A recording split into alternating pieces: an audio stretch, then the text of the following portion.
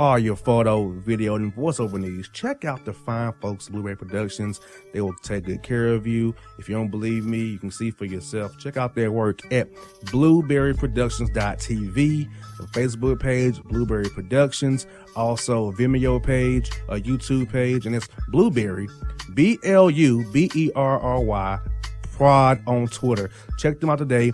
Blueberry Productions, great people, great work, great service. Hey there, your yard took a real beating this summer. Luckily, Scott's Turf Builder Winter Guard has your back. Just feed your grass with Scott's again this fall when the air is cool and the soil is warm. It's the perfect time to give your lawn a boost. If you do, Winter Guard will give your yard the nourishment it needs to help weak, thin grass recover and support root growth, giving you a greener, more resilient lawn both now and next spring. Guaranteed. Grab a bag of Scott's Turf Builder Winter Guard today. You'll be back to barbecuing in no time. This is a Scott's Yard. Hey parents, we all try to be extra careful with our children in the car, but then we get an important call or text. Remember, our children are watching. Make every drive a good example. Be in the zone. Turn off your phone. Visit childrenshospital.vanderbilt.org/BITZ to learn more about our teen driver safety program. Brought to you by Monroe Carroll Jr. Children's Hospital at Vanderbilt, the Ford Motor Company Fund, and the Allstate Foundation. Hello, my name is Travis Williams, President and CEO of Academics and Athletic Consulting, focusing on educating and empowering tomorrow's collegiate athletic leaders. My passion is for the education and genuine concern and care for today's student athlete. It's the centerpiece of my life's work. A college education, both in and out of the classroom, is a truly rewarding benefit. For more information on AAC, you can go to www.academicsandathleticsconsulting.com. Once again, www.academicsandathleticsconsulting.com. Or you can follow me on Facebook at Academics and Athletic Consulting, or Twitter at Coach TWill24, or Instagram Travis L. Williams 24. Or you can call me at 404-542-6079. Once again, AAC is very proud to partner with J.R. McHenry of the Bossman Radio Show, covering sports and entertainment across the country. Please tune in weekly for informative, entertaining, and expert analysis on today's sports and entertainment topics. Thank you. This is exclusive.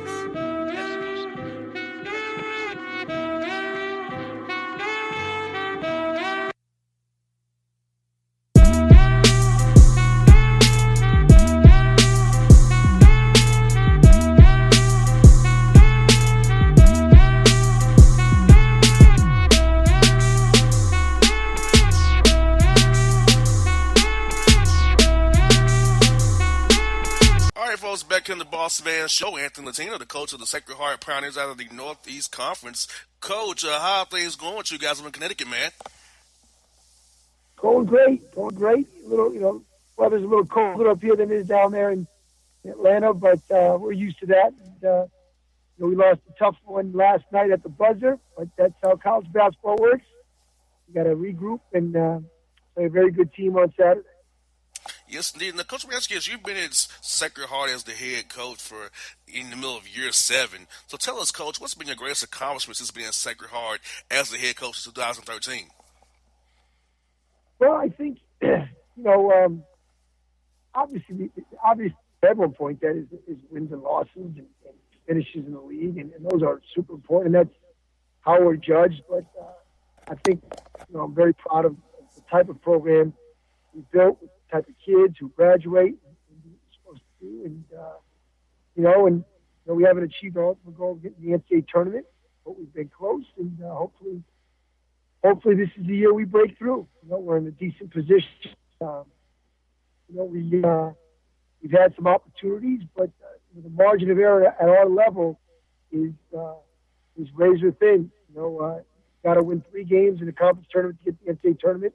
We're a one-bid league, so there's no at-large bid, so you can have a great regular season and stub your toe in the tournament, and unfortunately you can't get in the conference tournament, and unfortunately you can't get the NCAA tournament. So, but we feel like we're starting to establish ourselves as a consistent program, and hopefully this year is another good year, and if we catch a break in the conference tournament, we can change the perception even more of our program.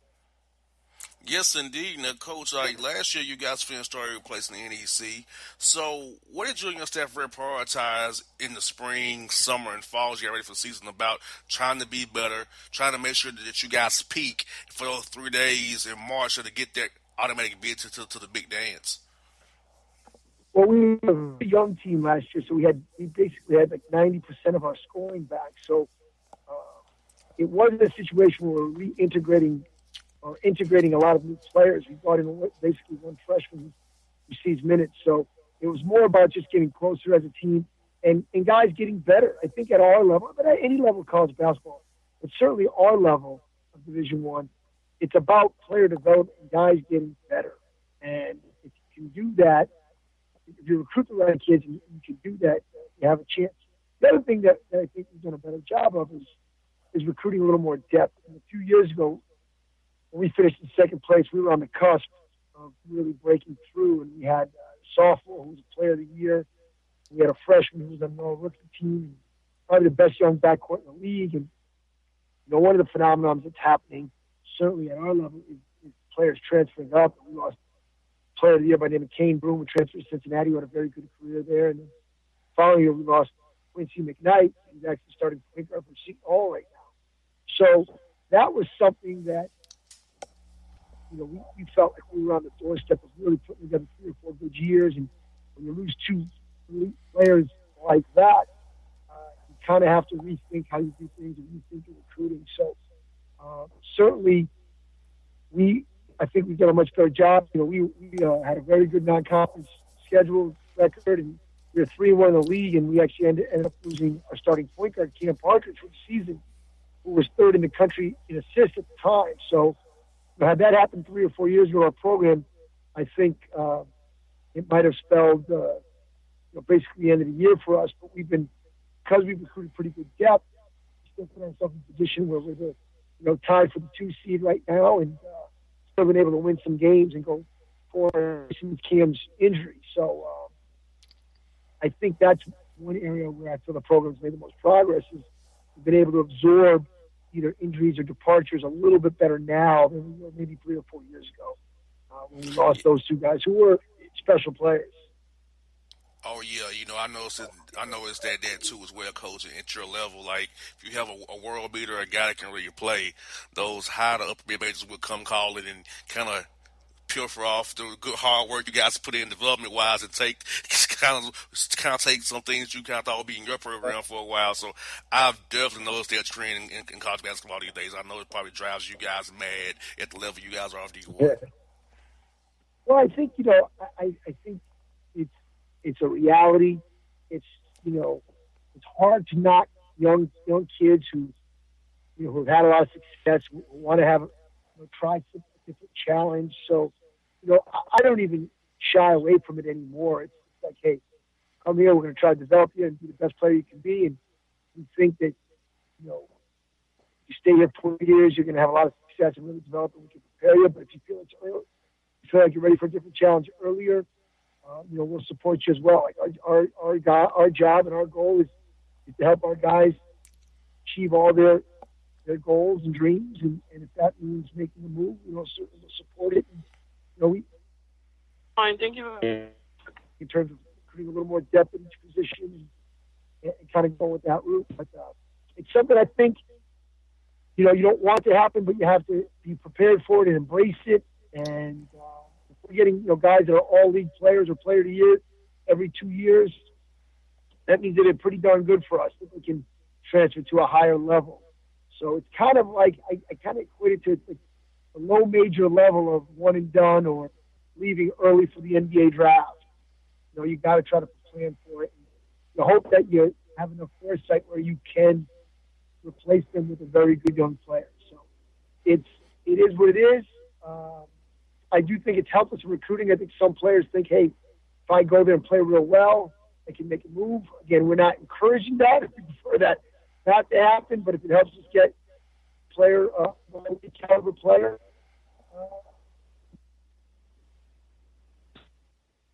I lose you, Joe? Oh no, you still here, Coach? Hello? I was making sure. I make sure you still here, Coach. Yeah, you still here. You're still good, man. I'm sorry. Yeah, Coach. So that's kind of where we're at.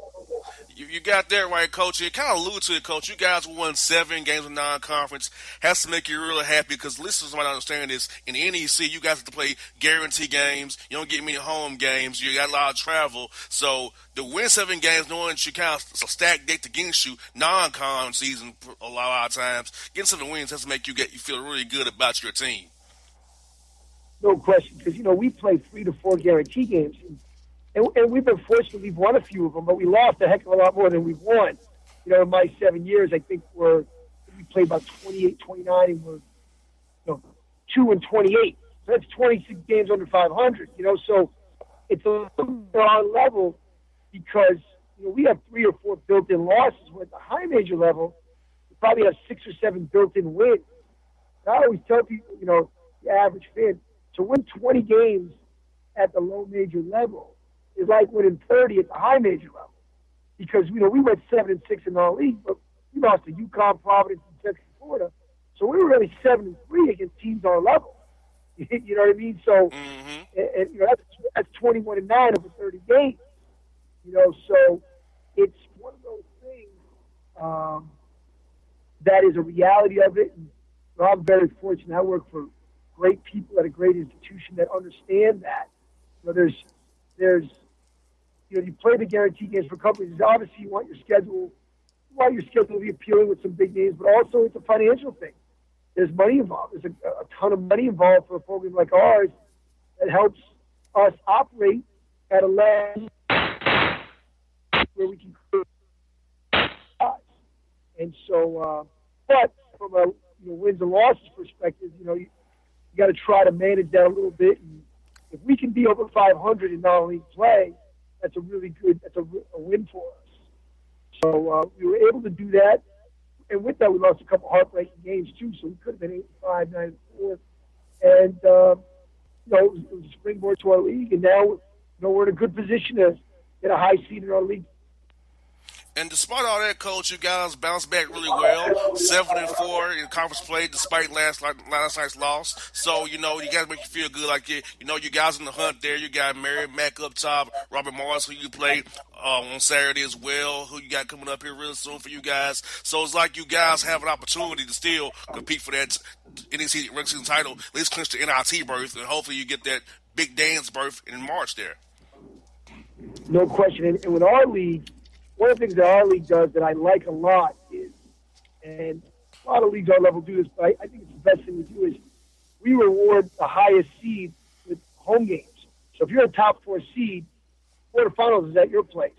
If you're the 1 seed, you're playing 3 home games to get to the NCAA tournament, which I like because it rewards the regular season, because obviously getting to the NCAA tournament is the ultimate goal for teams our level, but the regular season has to matter. And by giving our top seed all home games is a major advantage that I think is worth it. For a lot of leagues, our level of height will play at a neutral court. And I'm not a big fan of that because I think the regular season should matter. And obviously you get the regular season champ gets an automatic bid to the NIT, which is tremendous. It's something to fall back on.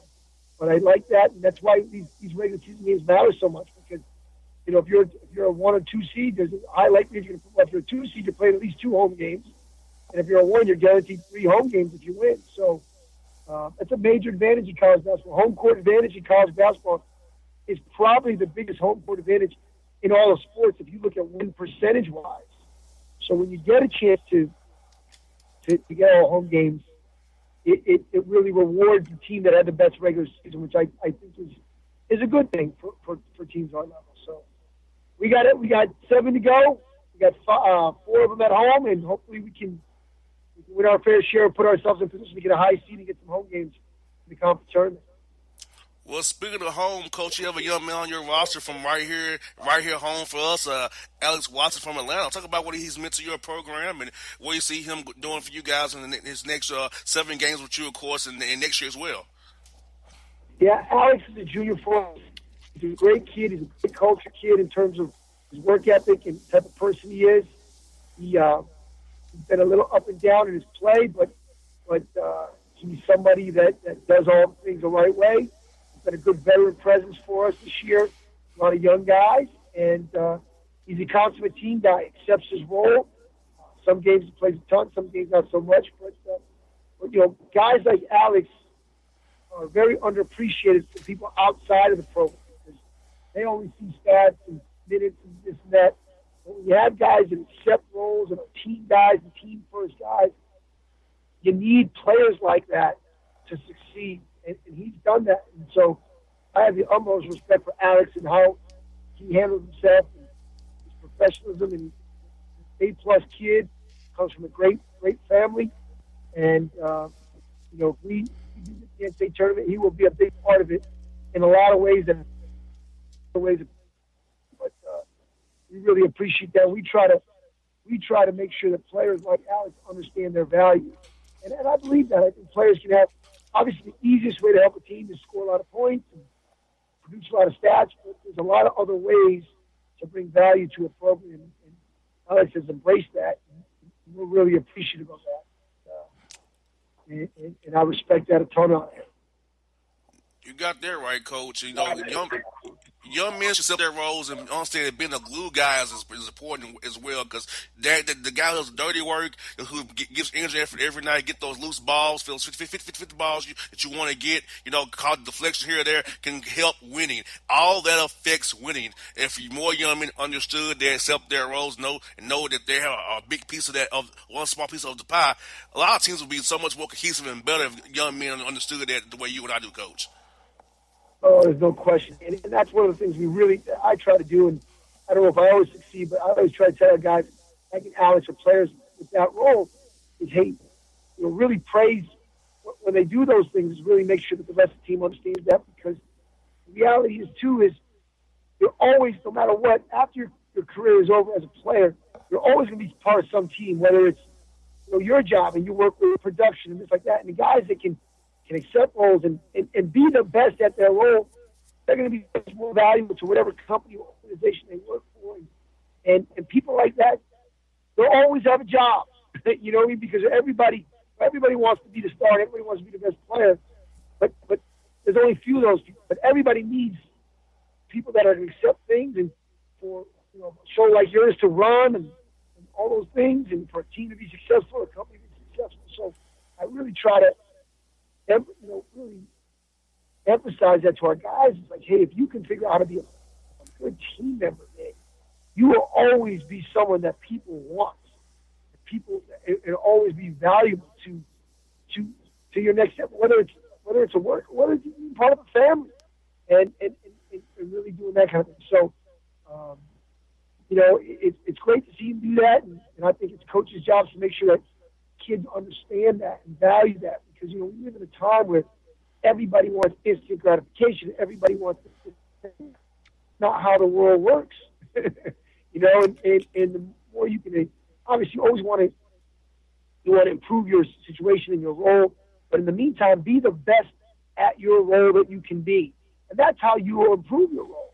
Is be the best. I always tell, we have student managers all the time, and want to get into coaching. I said, hey, the best way for you to get into coaching, be the best manager you can be. Don't try to be a coach. Be the best manager you can be. Crush that job. And then when it's time for you to move on to coaching and someone asks me to do that thing, I'm like, this guy will do anything to help your program. And then you take on more responsibility and go with that. So really try to emphasize that. I think that sometimes that gets lost in what we're doing here, how we're trying to prepare these guys for life after basketball, because these are our guys become pros. I mean, heck, you graduate at 22, 23 years old. If you're a 10-year pro, you're 33 when you're done. Now what? 33 is a man. 33, you got a lot of living to do. So you got to figure out for the next, hopefully, 40 or 50 years, how you're going to be a productive human being, and how you're going to, what is your purpose and what's your role. So we try to do that. That gets lost a lot in what we do because there's so much money at stake, and we're judged by wins and losses. But I hope our players understand that. I hope I communicate that to them well. And hopefully we prepare these guys for more than just winning a game here and there. Well, Coach, that motivational word you just gave our listeners is very great, Coach. I hope a lot of people here in Atlanta hear that and understand that, and hope they will take those words you just gave to heart and use them in their lives as well, Coach. And Coach, I thank you for your time. I know it's snowing up in Connecticut today. You still came on show today. Hope talk to you again real soon, Coach. I enjoyed the conversation. We got to do this again real soon, Coach. I really enjoyed this. Okay. Thank you. I appreciate you having me. Have a great day. You too, Coach. Thank you. Bye now. It's Anthony Latina on the Bossman Show.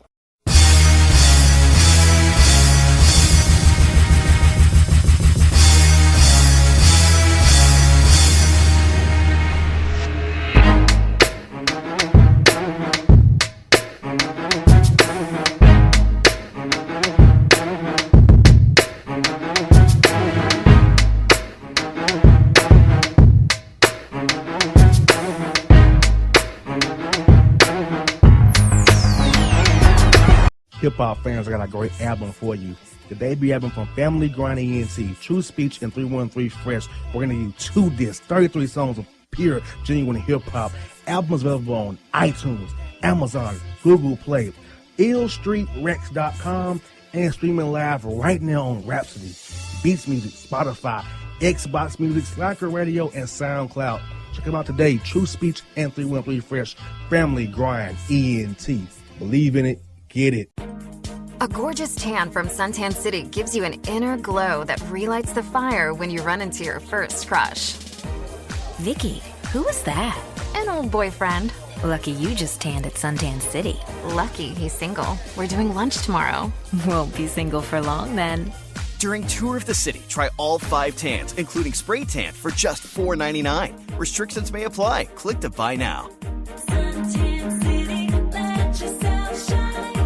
When you're a teen, you finally get to make some of your own decisions. Who are you going to hang out with? What do you want to be? Are you going to glance at that text while driving? Remember, a split second is all it takes for something tragic to happen. Be in the zone. Turn off your phone. Visit childrenshospital.vanderbilt.org/BITZ to learn more about our teen driver safety program. Brought to you by Monroe Carroll Jr. Children's Hospital at Vanderbilt, the Ford Motor Company Fund, and the Allstate Foundation. It's maybe the night that my dreams might let me know. All the stars are closer. All the stars are closer. Tell me what you gonna do to me. Confrontation ain't nothing new to me. You could bring a bullet, bring a sword, bring a morgue, but you can't bring the truth to me. Alexa, play Kendrick Lamar and SZA. Okay. Maybe the night that my dreams might let me know. All the stars are closer. With Amazon Music, a voice is all you need. Get tens of millions of songs. Download the Amazon Music app today. Yeah, it's your man JC, the host with the most, baby, and it goes down each and every Saturday night right here in the city of Memphis. That's right, y'all. It goes down at Clicks Sports Bar Memphis, baby. 3705 Malco Way, Memphis, Tennessee, 38125. Come out and join us, the Three Kings, each and every Saturday night for the livest karaoke in the city. Everybody gets in free till 10 p.m. Only $5 after. Great food. We got drink specials. We got all kind of games, man. We got the pool tables popping. Whatever you want, we got you, man. Come on out. Have a good time with us each and every Saturday night. That's Clicks Sports Bar, Memphis.